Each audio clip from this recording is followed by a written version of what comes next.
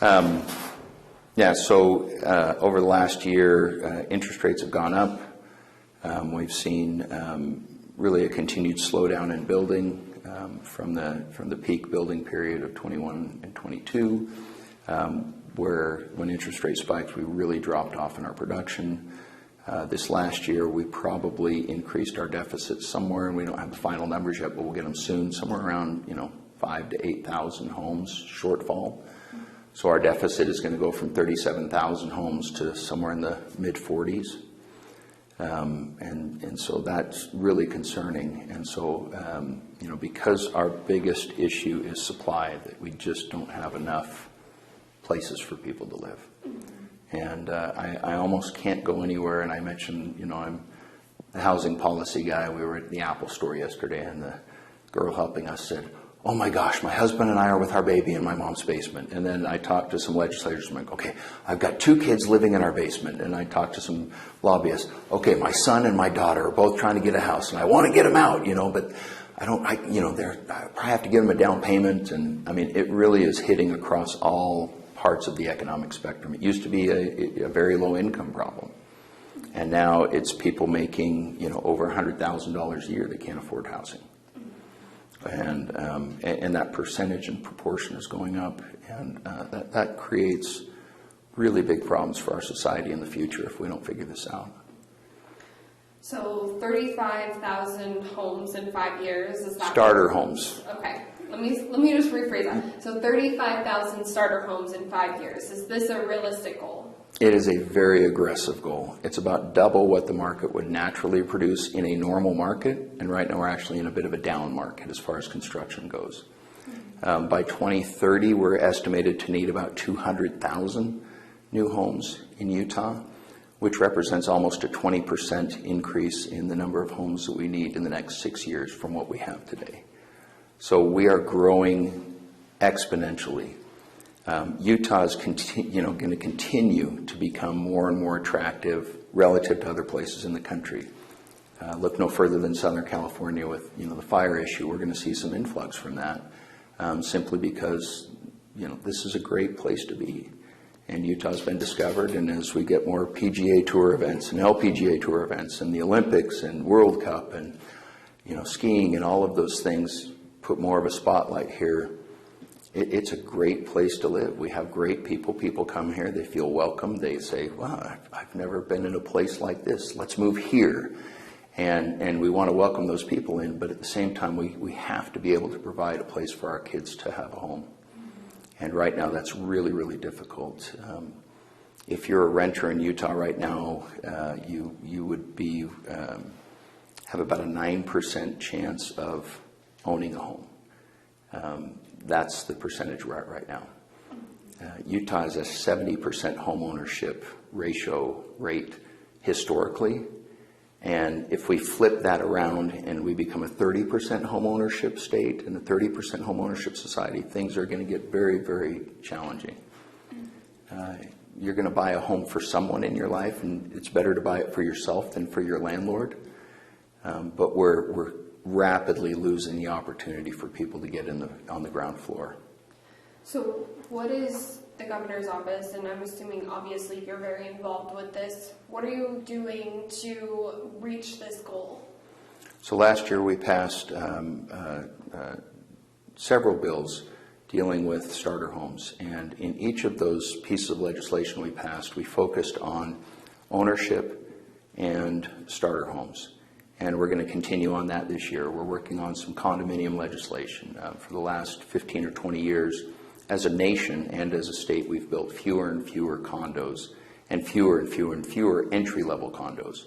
There are some liability issues that that we've solved in Utah, but the insurance markets and the lending markets haven't really recognized our structure, our legal structure, because we're part of the Western states risk pool. And so we're just, we're kind of like the healthy patient in the middle of all the sick patients, and we're paying for everybody else's, challenges when we're we're in a great position. So we're stopping, we're not going to wait for someone to save us. We're going to fix our own problems. So we're working on a program for insurance for condo developers who will do entry-level condos, financing for entry-level condos, looking at underutilized UDOT parcels, making those available for condo development. They're typically along transit corridors. They're adjacent to main transit corridors near park and rides and mass transit and freeways and off-ramps. And we want to utilize those properties, partner with the development community to come in and build starter condos on those properties, make them available to people at $300,000, from $250,000 to $300,000 two-bedroom, two-bath condos, which is a point which is still super expensive, but it's something that most people can now afford if they've got a decent job and potentially two wage earners in a home. You can't find much for $250,000 these days. So we're trying to create entry points into ownership for people who traditionally have been homeowners. We used to have our mailmen that would own homes, and our teachers would own homes, and our police officers, and now we have doctors that can't buy homes, and college professors that can't buy homes, and we've raised the bottom rung of that ladder for home ownership to the point where most people just cannot attain it. And so that's really the goal, is lowering the bottom rung of that ladder so that more people can get into home ownership at a younger age. And I'm assuming that's why the goal is starter homes. Everything else will follow. By focusing on starter homes, that's a niche part of the market. We're building other things, and we'll continue to build other things. We'll continue to build higher margin, second and third homes, custom homes. Those will continue to get built. The challenge really has been getting the development community to go back and embrace the necessity of a starter home, because the margins aren't as large. The lots have to be smaller. You have to have more density, which is a challenge in many of our communities where people are tired of growth, frankly, and they're saying, hey, we've grown enough. As the governor said last night, we've blossomed enough. But we keep having kids. And for our kids and grandkids to have the opportunities that we've had, we have to do different things. We have to go back to building the type of homes that we built post-World War II, where most people grew up in a home under 1,400 square feet. Some of them had a garage. Some of them had a carport. Some had nothing. They maybe had an unfinished basement that they finished later on. People shared bedrooms. Cabinets were not soft-close European hinged cabinets. People did not have marble countertops, and we all turned out okay. And so we have to just go back to the point where we say, what can people afford, and then go toward that rather than what do people wish they had, and have that drive our decision making. What is a starter home? Is that just a smaller home, or is it something that's a condo? It can be anything. It can be a condo, it can be a single-family detached home, it can be a townhome, and we're agnostic as to which one of those gets built. We need all of the above. Obviously, the American dream, when you picture it in your head, you see the white picket fence and the backyard, and that's something that we're focused on. And there are places where those are appropriate and being built where we have land availability. But we have a lot of infill parcels where you're not going to be able to do that, where condos are going to be the solution, where you have transit hubs and those kind of things where more density makes sense. So we're trying to be realistic about locations and what makes sense in different locations, and working with the municipalities to make sure that we can build what makes sense in those locations for those communities. And again, when we talk about additional density, a lot of communities get nervous about that. But when you overlay that with home ownership, that usually alleviates a lot of those fears, because the people that are going to be moving into those are teachers, police officers, firefighters, nurses, emergency care. I mean, all of the people that do the jobs that we need to get done in our society, and we want them to be a part of our communities. And this isn't the first time that the governor has proposed a plan like this. Where is he at with his previous goals that he set, and where are we at moving forward? He set the goal of 35,000 starter homes about a year ago. We've made some progress there. We built several thousand this past year, but if you do the math, we need about 7,000 a year for 5 years, and we're not there yet. Again, the entire market is soft. We're not building as much as we need to build in every category. And starter homes being the hardest thing to get financed and built, especially in a tough interest rate environment, they've suffered more, I think, than other categories. So we're behind where we wished we were right now, and so that means we have to redouble our efforts, which is why I think the governor brought it up in his speech last night, is because we cannot lose focus of that being the thing that we have to focus on. We have to provide that opportunity for our kids and grandkids. And what's next for your office or the governor's office? During this legislative session, we're working on legislation that will allow for condos to be developed more easily, particularly starter condos. Dealing with insurance barriers, dealing with financing barriers. Financing for the purchasers is also a barrier. We're working with partners in both private and public policy space to address those concerns. Utilizing our underutilized public assets. And again, we're going to start with UDOT parcels that are along transportation corridors. That's going to be our focus for phase one. We're going to continue to look and expand outward as we go down the path of saying, what are the other public assets we have that are not producing any value? They're vacant fields that have been sitting there for 15 years. And at one point they had a great idea and purpose, and now that purpose has passed them by. And these public entities, they're not land dealers. They buy something when they need it, and sometimes they forget about it because it's not in their core mission. And so we want to make sure we're inventorying all of those parcels and saying, what would be the best use for this? Can we put it to productive use and use it in a better way? And I think there will be a lot of opportunity with those parcels to create value for the citizens of Utah. So we're working on that this session. We're also working on helping our legacy cities with our legacy neighborhoods. Think about Salt Lake, Ogden, a lot of our other cities that have been around for a while. Some of those neighborhoods are now 70, 80, 90% rental. And we're closing schools in Salt Lake School District, and Granite School District, Ogden School District. We're losing our schools. We're closing down churches. Congregations are disappearing because everybody is moving out of these legacy areas into new growth areas. And so we want to bring some energy and attention back into those areas.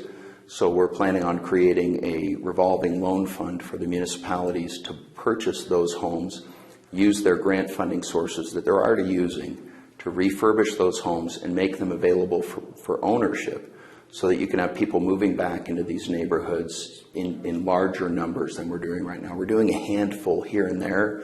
We need that handful to be 50, 100, 200 a year in these communities, so that you can start to create a mass of home ownership again, of families having a place to come and be in these naturally affordable home locations where we've just lost a lot of that to rentals. Yeah, makes sense. Is there any specific area in Utah that you want to build these starter homes, or is it all across the state?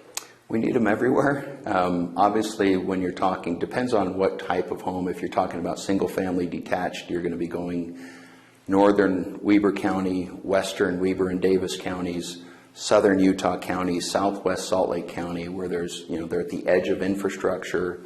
And that's where we're seeing most of the growth in those areas. And we'll continue to see that growth pattern in those areas. We're not going to try to direct that growth. We believe firmly that the market will do the right thing if we create the right set of incentives for the market to operate properly.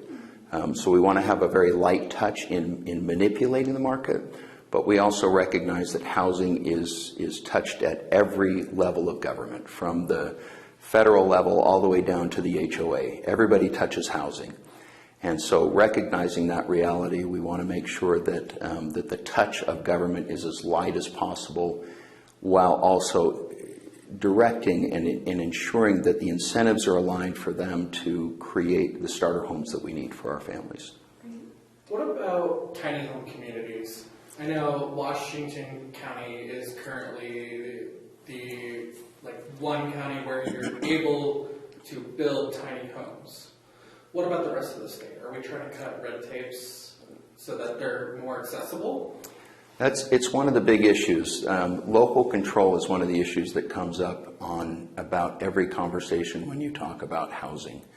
When you're thinking about tiny homes and you say, well, this community did it, why can't this community do it?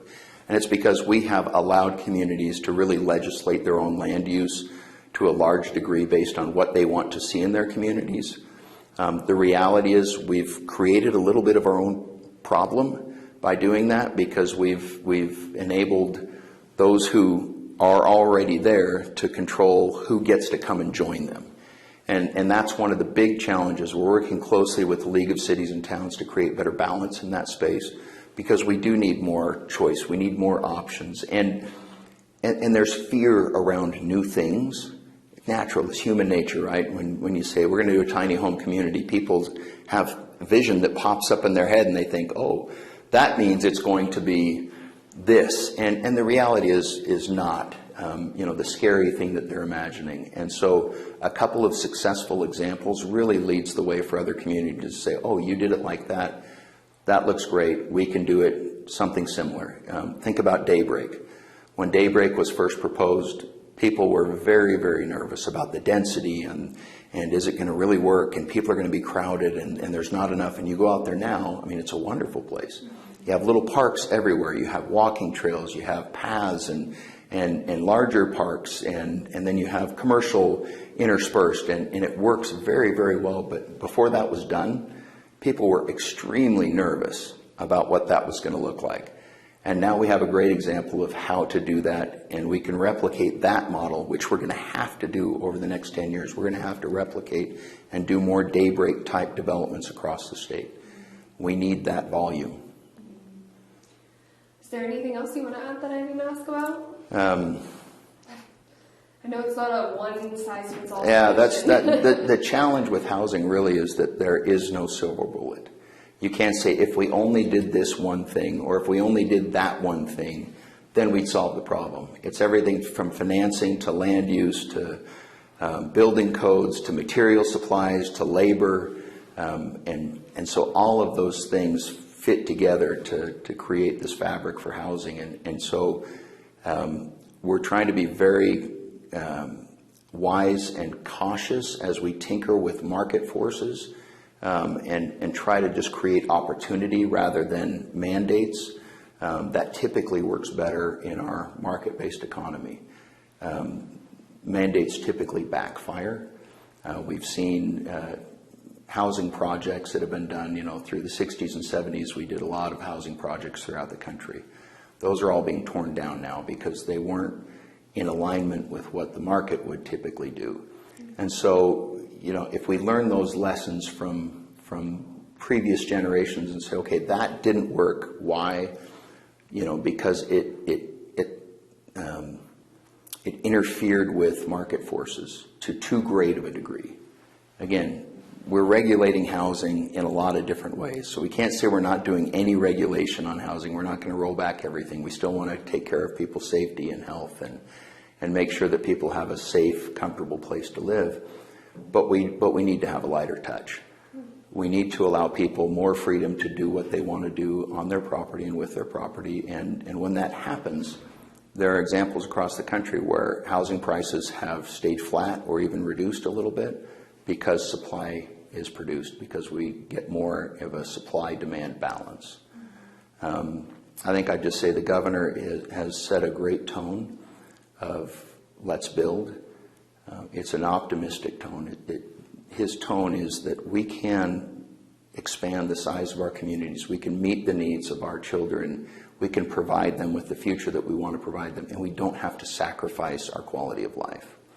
And I think that's the greatest message that we want to make sure everybody starts thinking in that expansive, a mindset of expansiveness and having a mindset of growth, that we can do all of these things. We've done it before.